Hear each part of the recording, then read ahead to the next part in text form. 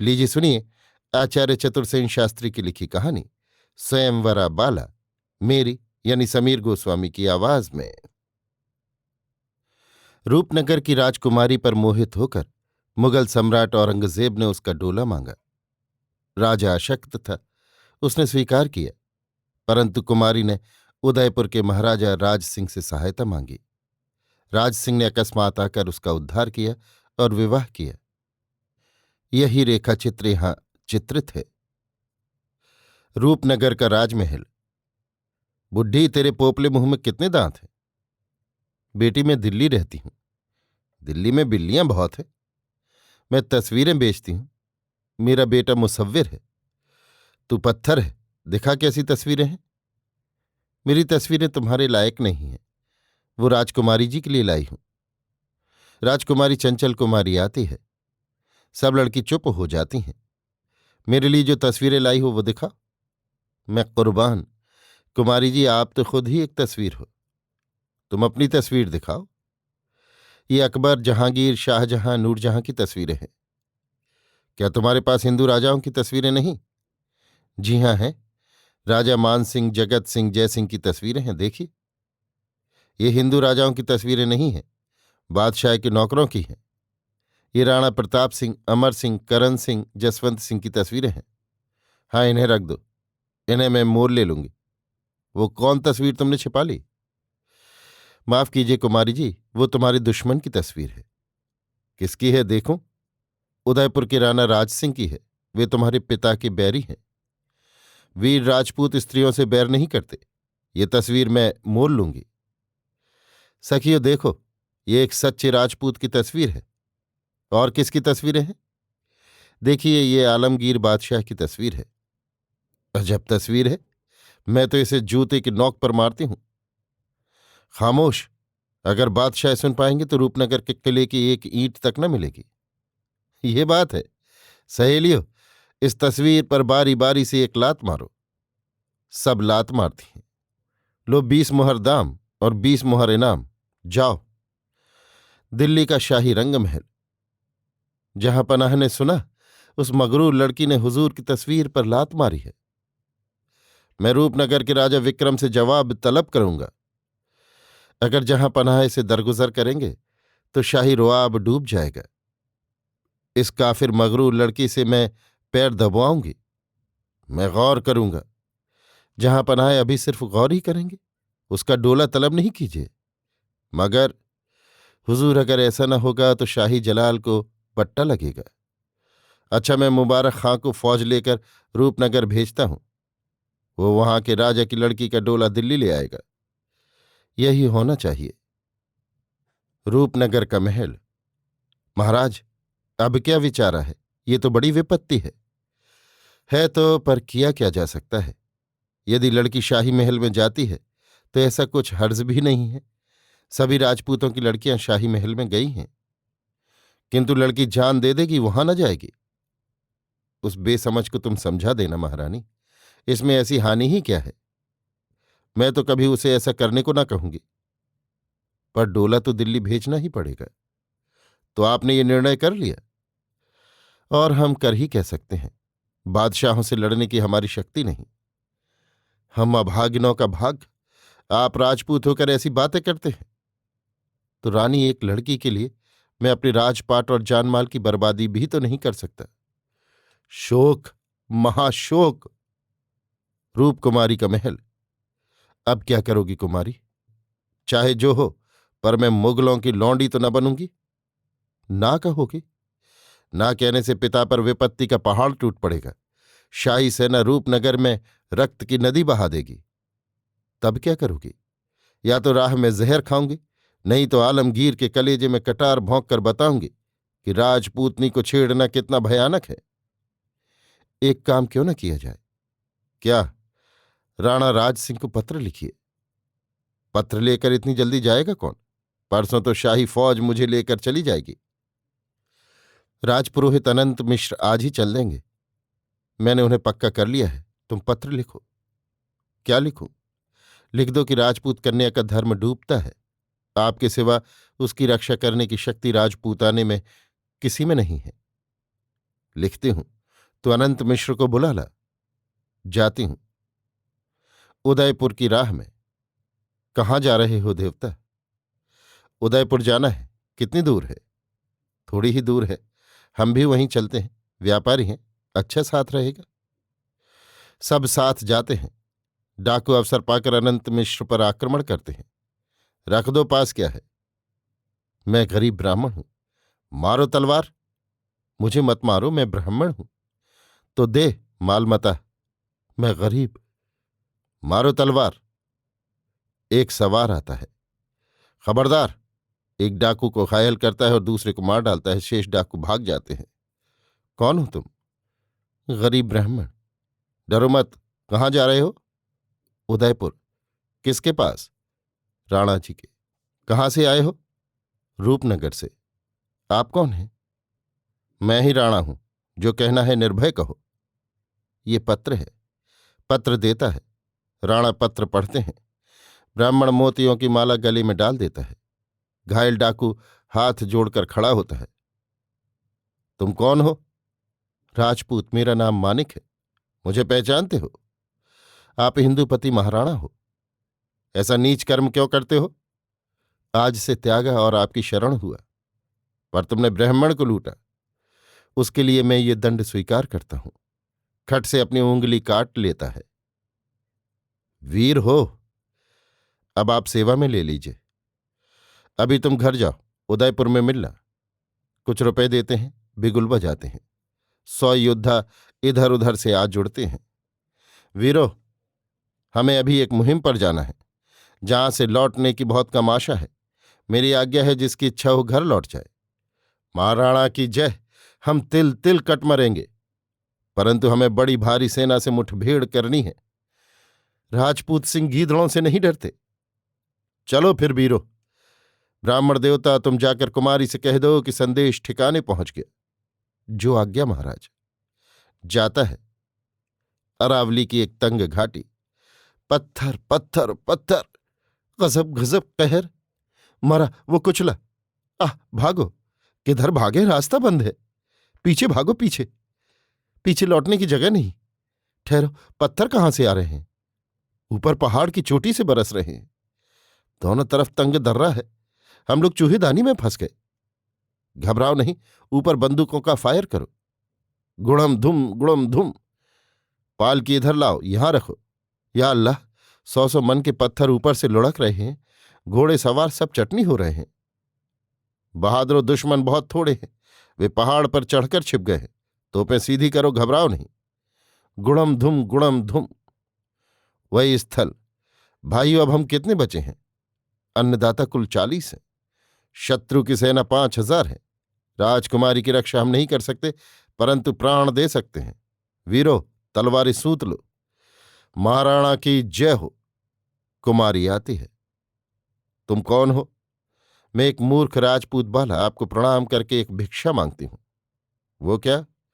महाराज, मैं कुछ ऐसी राह में पड़ गई हूं जो कुलीन स्त्रियों को शोभा नहीं देती। आप मुझे क्षमा कीजिए। कैसी क्षमा कुमारी? मैं अपना धर्म पालन कर रहा हूं। महाराज, मेरा नाम चंचल है।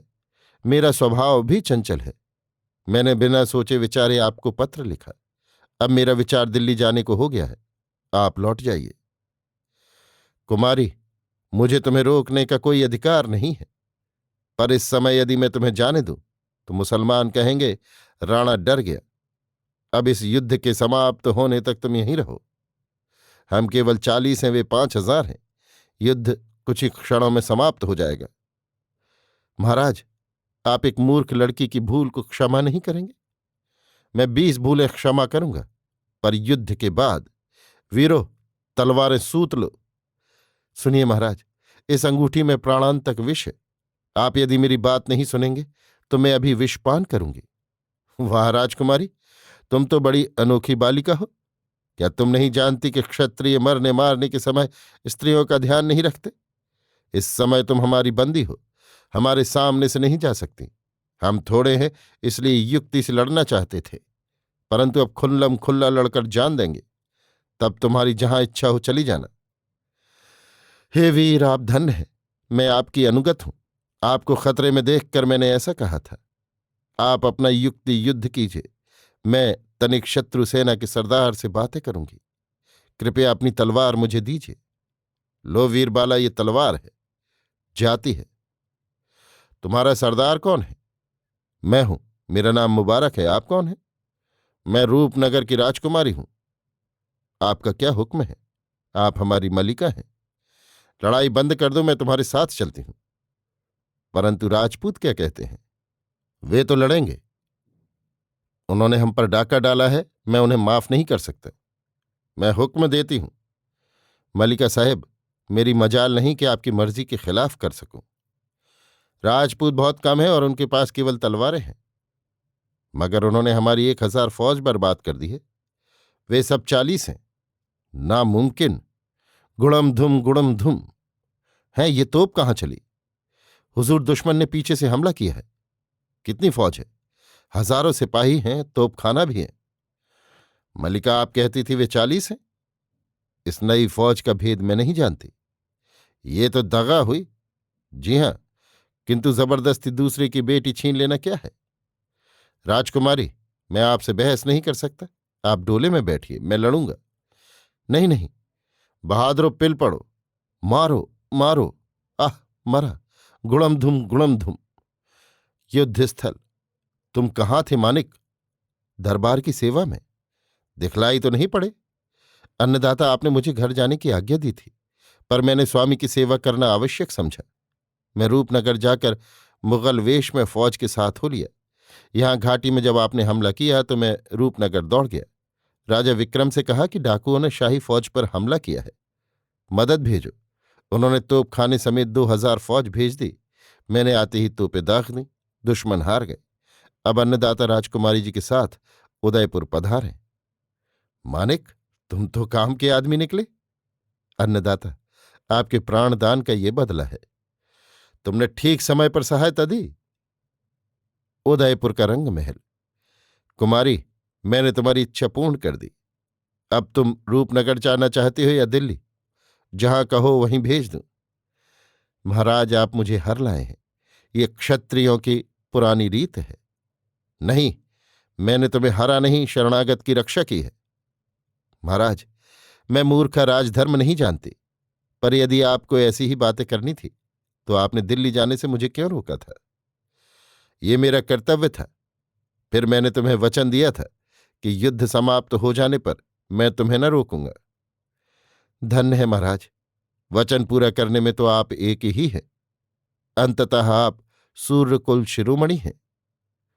कुमारी सुनो, जब तुमने पत्र भेजकर मुझे बुलाया था तब तुम पर आपत्ति का समय था। ऐसे समय बुद्धि शुद्ध नहीं रहती। बहुधा मनुष्य ऐसे काम कर बैठता है कि पीछे पछताना पड़ता है। इसलिए मैं कहता हूं कि अब तुम सब प्रकार के बंधन से रहे तो अब जो कहो सो करूं। महाराज, मैं तो आपकी शरणागत हूं। ये तो मेरे कुल के लिए बड़ी प्रतिष्ठा की बात है, परंतु जब तक तुम्हारे पिता प्रसन्नतापूर्वक मेरी मान बढ़ाई न करे तब तक मैं कुछ नहीं कह सकता। महाराज, पिता ने मुझे औरंगजेब के पास भेज दिया। क्या आप मुझे उनका मुंह देखने की आज्ञा देते हैं? तब आओ महारानी, मैं इस पृथ्वी पर तुम्हारा पाणी ग्रहण करता हूं और अर्धांगिनी बनाता हूं। उदयपुर राज्यसभा। अन्नदाता, बड़ी विपत्ति है। ठाकरा, विपत्ति राजपूतों का व्यवसाय है। आलमगीर 5 लाख सेना लेकर स्वयं अजमेर तक आ गया है। कुछ चिंता नहीं। शाही फौज का व्यूह क्या है? कुल सेना 4 भागों में विभक्त है। शाहजादा अकबर 50,000 सेना लेकर दुबारी की ओर आ रहा है। 1 लाख सेना लेकर आजम शाह मध्य में छावनी डाले पड़ा है। उदय सागर पर 2 लाख सेना सहित सेनापति दिलेर खां कटिबद्ध है। शेष सेना के साथ स्वयं सम्राट आलमगीर अजमेर में छावनी डाले पड़ा है। वीरो, ये मेवाड़ पर अभूतपूर्व चढ़ाई है। इतनी सेना मेवाड़ पर कभी नहीं आई थी। हमारी सेना के 3 विभाग होने चाहिए। कुमार जयसिंह, तुम पश्चिम के नाके पर मुस्तैद रहो। जो आज्ञा पिताजी। और कुंवर भीमसेन, तुम पूर्व के नाके को संभालो। हम स्वयं नयन से दर्रे में शत्रु से मोर्चा लेंगे। जो आज्ञा दरबार। अरावली का दुर्गम दर्रा। घड़ी खम्मा अन्नदाता। आलमगीर सब सेना सहित दर्रे में फंस गया है। वो 3 दिन से वहां भूखा प्यासा पड़ा है। उसने संधि की प्रार्थना की है। कुमार जयसिंह की क्या खबर है? उन्होंने तमाम गुजरात के शाही थाने लूट लिए हैं। वे सूरत तक का देश सर कर चुके हैं। कुमार भीम सिंह? वे दोवारी में अकबर को लताड़ रहे हैं। एक बार पीछे हटकर अकबर अजमेर से और सेना आने की प्रतीक्षा कर रहा है। बादशाह की शर्तें क्या हैं? उन्हें सही सलामत लौट जाने दिया जाए। अच्छा, उदयपुरी बेगम और शहजादी जेबुन्निसा बंदी हुई हैं, उन्हें छोड़ दिया जाए। अच्छा, बादशाह सब जीते हुए देश लौटा देगा और फिर मेवाड़ पर आक्रमण न करेगा। उसका एतबार क्या? महाराज, इस समय वो बड़ी विपद में है। चंचल कुमारी अपने कैदियों को छोड़ने को तैयार है। वे अपना प्रण पूरा कराकर उन्हें छोड़ देंगे। मुझे संधि स्वीकार है। मानक, तुम कुमारी से कहो वे बेगम और शहजादी को छोड़ दे। उदयपुर रंग महल। शहजादी जेबुन्निसा, महाराज की बादशाह से संधि हो गई है। अब आप जा सकती हैं, और आप भी बेगम। शुक्रिया महारानी, आपकी मेहमान नवाजी का शुक्रिया। मगर मैं शुक्रिया अदा न करूंगी। क्यों बेगम साहिबा? मैं बादशाह से कहकर तेरी जबान खिंचवा लूंगी। अरे वाह, मैं एक बात तो भूल ही गई। बेगम, तुमने मेरे लिए चिलम तो भरी ही नहीं। महारानी, ये क्या? शहजादी, आप जा सकती हैं, मगर मलिका साहिबा को मेरी चिलम भरनी ही होगी। मेरी जूती चिलम भरती है। निर्मल, बांदियों से कहे कि इस बांदी के कान पकड़कर इसे चिलम भरना सिखावे। महारानी, बेगम बादशाह की मलिका हैं, उनकी इज्जत का ख्याल रखिए। शहजादी, हर एक शख्स को अपनी इज्जत का खुद ख्याल रखना चाहिए। उठो बेगम, चिलम भरो। हाय मेरी किस्मत! उठो उठो, नखरे न करो। अफसोस, दिल्ली का महल ना हुआ। जल्दी उठती हो या कान पकड़कर खींचे जाएं? मैं चिलम भरना नहीं जानती। हम सिखा देती हैं। चिलम हाथ में लो। बेगम चिलम भरकर चंचल के सामने लाती है। हाँ, अब ठीक हुआ। तुमने चिलम भरवाने का इरादा किया था, परंतु मैं उसे भुला गई थी। अब तुम्हारी घमंड की बातों के कारण चिलम भरवानी पड़ी। जाओ, आलमगीर को फिर सिखाकर लाना। सब जाते हैं। अभी आप सुन रहे थे आचार्य चतुर्सेन शास्त्री की लिखी कहानी स्वयंवरा बाला, मेरी यानी समीर गोस्वामी की आवाज में।